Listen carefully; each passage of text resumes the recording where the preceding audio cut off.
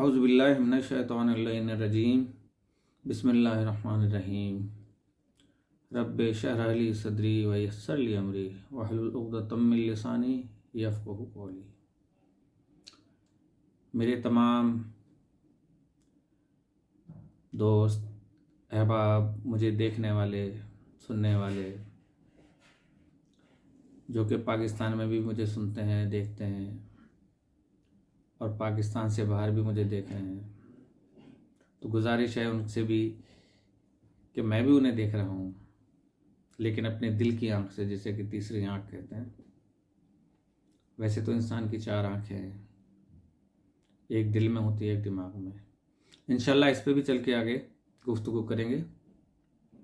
تو ان سب میرے مہربانوں کو السلام علیکم ورحمۃ اللہ وبرکاتہ، اس دعا کے ساتھ کہ جیسے میرا چینل وہ سبسکرائب کر رہے ہیں، مجھے سن رہے ہیں،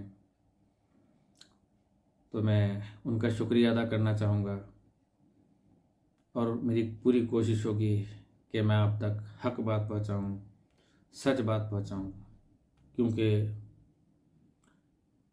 لمحات کا کچھ بھروسہ نہیں کہ کون سے لمحے میں سانس آئے اور کس لمحے میں سانس قفص سری سے پرواز کر جائے اور مجھے قبر میں جواب دینا مشکل ہو جائے۔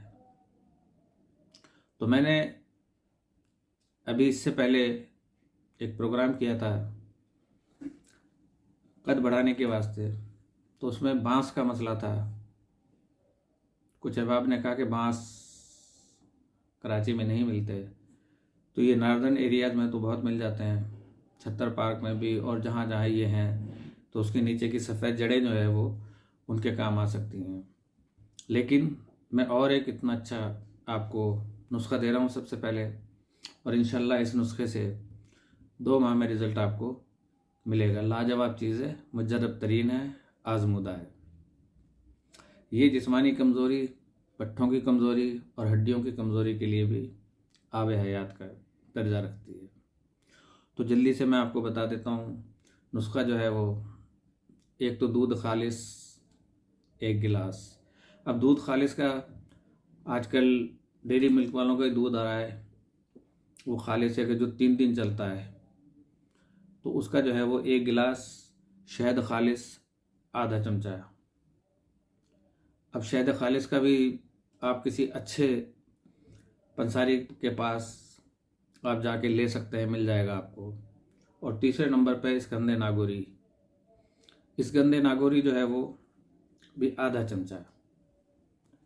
تو ترکیب استعمال کیا ہے کہ اسکندِ ناگوری کو آپ جو ہے وہ پیس لیں، صفو بنا لیں اس کا، اور اس کے بعد جو ہے وہ 1 گلاس دودھ میں اسکندِ ناگوری کا صفو ڈال کر ہلکی آنچ پر ابالیں اس کو، دودھ میں ڈال کر۔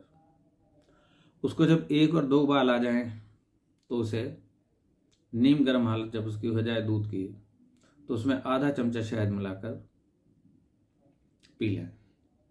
یہ ایک ٹائم کی خوراک ہے۔ ایسی ہی 2 خوراکیں دن میں استعمال کرنی ہے، اور کھانا 1 گھنٹے کے بعد آپ نے کھانا ہے۔ انشاءاللہ تعالی 2 ماہ میں یقیناً قد میں اضافہ ہوتا ہے، اور یہ 25 سال تک اس کو استعمال کیا جا سکتا ہے، اور 2 ماہ اس کو جو ہے آپ نے استعمال کرنا ہے۔ انشاءاللہ تعالی قد میں اضافہ ہوتا رہے گا، جو نارمل ہے۔ ایسا نہیں ہے کہ مرحوم عالم چنا کی طرح ہو جائے۔ لیکن اس سے پہلے میں نے آپ کو بتایا تھا کہ اس کا تھائرائیڈ گلینڈ سے بھی تعلق ہوتا ہے، وہ چیک کرا لیجیے گا۔ کچھ جینیٹیکلی ہوتا ہے، لیکن میں جینیٹیکلی صرف ماں باپ پہ نہیں ڈیپینڈ کرتا کہ ماں باپ اگر چھوٹے قد کے ہیں تو بچہ بھی چھوٹے قد کا ہوگا، نہیں۔ اگر اس کے 4 فادرز میں کوئی لمبا ہے تو وہ اس پہ بھی جا سکتا ہے، اور اگر کوئی چھوٹے قد کا ہے تو وہ اس پہ بھی جا سکتا ہے۔ تو 7 نسلوں تک جو ہے نا، یہ جینیٹیکلی انسان کی شکلیں ایک ہی جیسی تقریباً رہتی ہیں۔ تو لہٰذا یہ آپ انشاءاللہ کھلائیں، جو ہماری بہنوں نے مجھ سے فرمائش کی تھی، اور اگر وہ نہ بنا سکیں تو میرے پاس تشریف لے آئیں تو میں ان کو انشاءاللہ بنا دوں گا۔ نمبر 2، ہم بات کر رہے تھے طبقات کی۔ طبقات کے اندر جو تھا، میں نے بتایا تھا آپ سے کہ ایک عالم ناسوت ہے، ایک عالم جبروت ہے، اور ایک عالم ملکوت ہے، دوسرا جو ہے وہ عالم لاہوت ہے۔ اب اس میں نے یہ بھی عرض کیا تھا کہ کوئی اس کو 7 بتاتا ہے، کوئی اس کو 17 بتاتا ہے، لیکن اسلامی صوفیوں کے یہاں اس کے جو ہے نا وہ 4 طبقات ہیں۔ اب عالم ناسوت کیا ہے کہ جو زمین کے بالکل قریب ہے، گناہ گار روحیں یہیں بھٹکتی رہتی ہیں اور غلطی سڑتی رہتی ہیں۔ پادری لیڈز بیٹر لکھتا ہے کہ موت کے بعد آسٹرل باڈی آسٹرل ورلڈ میں چلی جاتی ہے۔ اگر مرنے والا بدکار ہو تو وہ زمین کے پاس بھٹکتا رہتا ہے، اور وہ اپنی وراثت دوسروں کے پاس دیکھ کر کڑتا اور جلتا رہتا ہے۔ وہ اپنے ساتھیوں کی ترقی اور دشمنوں کی زندگی پر دانت پیستا ہے۔ ذہنی اضطراب کی اس آگ میں صدیوں جلنے کے بعد اسے طبقہ بالا میں جانے کی اجازت ملتی ہے۔ یہ انہوں نے اپنی کتاب میں لکھا ہے، انویزیبل ہیلپرز، پیج نمبر 107۔ عالم ناسوت کے بعد دوسرا ہے عالم جبروت، جہاں درمیانے درجے کے لوگ کہ نہ بدکار نہ بہت نیک نہ بہت بدکار، طبقہ اسفل کے بدکار بھی، اسفل کسے کہتے ہیں؟ گناہ گار روحیں جو ہوتی ہیں، سفلی، گندی، تو طبقہ اسفل کے بدکار بھی میعاد سزا بھگتنے کے بعد یہیں پہنچ جاتے ہیں، اور اس وقت تک رہتے ہیں جب تک کہ جسم لطیف کے وہ زخم جو گناہ کا نتیجہ تھے وہ بالکل صاف نہ ہو جائیں۔ تو قرآن میں اللہ پاک نے ارشاد فرمایا کہ ایک طبقے کو اعراف کہا گیا ہے، شاید وہ وہی ہو کہ سورہ اعراف آیت نمبر 47 اور 46 کہ اہل جنت اور اصحاب جہنم کے درمیان ایک پردہ حائل ہوگا۔ اعراف میں رہنے والے ایک دوسرے کے چہروں کو دیکھ کر ایک دوسرے کو پہچان لیں گے۔ یہ اہل جنت پر سلام بھیجیں گے، گو کہ یہ جنت سے باہر ہوں گے، لیکن جنت میں جانے کی امید یقیناً رکھتے ہوں گے۔ جب اصحاب اعراف کی نگاہ اہل دوزخ پر پڑے گی تو کہیں گے، اے رب ہمیں ظالموں کی رفاقت سے بچا۔ ایک اور جگہ پر اللہ پاک نے 3 گروہوں کا جو ہے نا ذکر کیا ہے، سورہ واقعہ آیت نمبر 11 میں اور 4 میں، کہ جب زمین کو زبردست جھٹکا دیا جائے گا، جب پہاڑ ریزہ ریزہ ہو جائیں گے، یہاں تک کہ غبار پریشان بن جائیں گے، اس وقت تم 3 گروہوں میں بٹ جاؤ گے۔ اول، دائیں بائیں۔ جانتے ہو کہ یہ لوگ کیا ہیں؟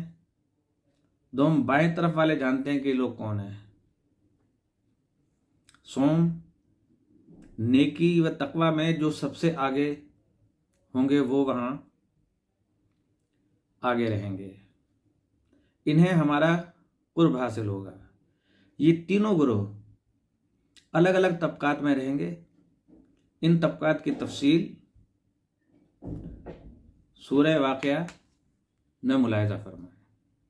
نمبر 3، عالم ملکوت۔ یہ وہ مقام ہے کہ جہاں پہ انبیاء و صالحین کا آماج گاہ ہے، جہاں پہ کہ انہوں نے وہاں رہتے ہیں، اور عالم لاہوت جہاں اللہ تعالیٰ کا تخت بچھا ہوا ہے۔ اب جو کہتے ہیں نا کہ اللہ تعالیٰ کی زیارت نصیب ہوگی میں قیامت کے دن، اس کا ہم آگے جا کے فیصلہ کریں گے۔ تو اب مجھے احساس ہے آپ کے ٹائم کا۔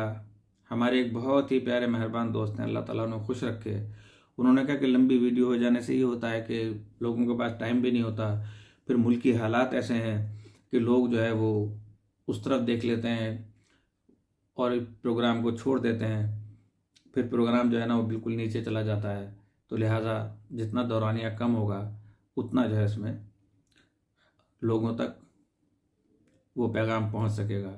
اور جب 100 باتیں کہی جاتی ہیں تو 100 میں سے 3 باتیں کام کی ہوتی ہیں، 97 باتیں جو ہیں وہ تمہیدی ہوتی ہیں، کہ جس میں انسان نہیں سمجھ سکتا جب تک ان 3 سمجھنے والی باتوں کا تذکرہ نہ ہو۔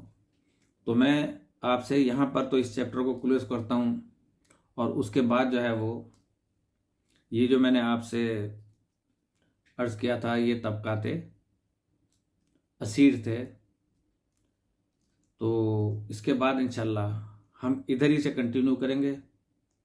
اور آخر میں تھوڑا سا، جو کہ میرا موضوع تو نہیں ہے لیکن کیونکہ میں بھی اسی دنیا میں رہ رہا ہوں کہ جب آندھی چلتی ہے یا ہوا چلتی ہے تو سب کو لگتی ہے، مجھے بھی لگ رہی ہے۔ ہر آدمی سیاست میں کھویا ہوا ہے۔ پاکستان کو ہمارے اللہ پاک سدا سلامت رکھے، اس کو قیامت تک اس کو استحکام اور اس کی بقا ہو۔ صدر صاحب جو آج تقریر میں کہہ رہے ہیں، کاش کہ اس وقت کہہ دیتے جب انہوں نے حلف اٹھایا تھا اور اپنی اس بہت ہی قیمتی رائے سے جو آج یہ نشاندہی کر رہے ہیں اس ٹائم پہ کر دیتے تو ہو سکتا تھا کہ آج پاکستان کے حالات بہت اچھے ہوتے۔ لیکن اس وقت صدر بننے سے پہلے ہی، تھوڑے ہی پہلے عرصے کی بات ہے کہ وہ اس وقت ٹی وی اسٹیشن جلانے کے چکر میں تھے، اور وہاں پہ ان کے خلاف کیس بنا، اور سپریم کورٹ کی دیواروں پہ کپڑے دھو دھو کے اور اس کے ٹانگنے کا دور تھا۔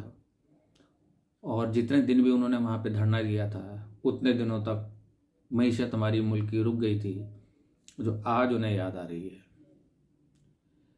اس وقت بھی موبائل بند ہوتے تھے، اس وقت بھی ٹویٹر بند ہوتے تھے۔ آج آپ سب کو پتا ہوگا، خدا کو گواہ بنا کر کہیں کہ ہمارے یوٹیوبرز یا ہمارا یوٹیوب یا ہمارا فیس بک یا ہمارے ٹویٹرز زیادہ تر کس بات پر جو ہیں وہ استعمال ہو رہے ہیں۔ آپ اسے پازیٹیو استعمال کریں دنیا کی طرح تو پاکستان کے لیے میں گارنٹی دیتا ہوں آپ کو کہ 1 سال میں بہت اونچا چلا جائے گا۔ لیکن اعتراضات نہیں، کسی کو بھی حکومت کرنے دیں، آپ جس کو چاہے پسند کریں، لیکن ملک کی محبت اس میں ضرور شامل ہونی چاہیے، اور ملک کی وجہ سے ان سے محبت کریں کہ وہ ملک کا بھلا چاہتے ہیں اور ملک کے عوام کا بھلا چاہتے ہیں، ان کا اسٹینڈرڈ بلند کرنا چاہتے ہیں، ملک کو جو ہے بین الاقوامی دنیا میں اونچا کر کے دکھانا چاہتے ہیں، ہمارے پاسپورٹ کی اتنی عزت ہو کہ لوگ اس کی مثالیں دیں، ہمارے پاکستانی کہنے پر لوگ ہم سے نفرت نہ کریں اور ہم پر فخر کریں۔ اسی بات کے ساتھ اگر میری کوئی بات آپ کو محسوس ہوئی ہو تو مجھے معاف کیجیے گا، اور مجھے سبسکرائب کرنا نہ بھولیے گا، اور پروگرام پورا دیکھیں، اور انشاءاللہ تعالی اللہ پاک آپ کو صحت و سلامتی کے ساتھ لمبی زندگی عطا فرمائے، اور آپ کے تمام اہل خانہ کو، بچوں کو، سب کو نیک ہدایت دے، اور ہمارے تمام جان و مال و عزت و آبرو کی حفاظت فرمائے۔ السلام علیکم ورحمۃ اللہ وبرکاتہ۔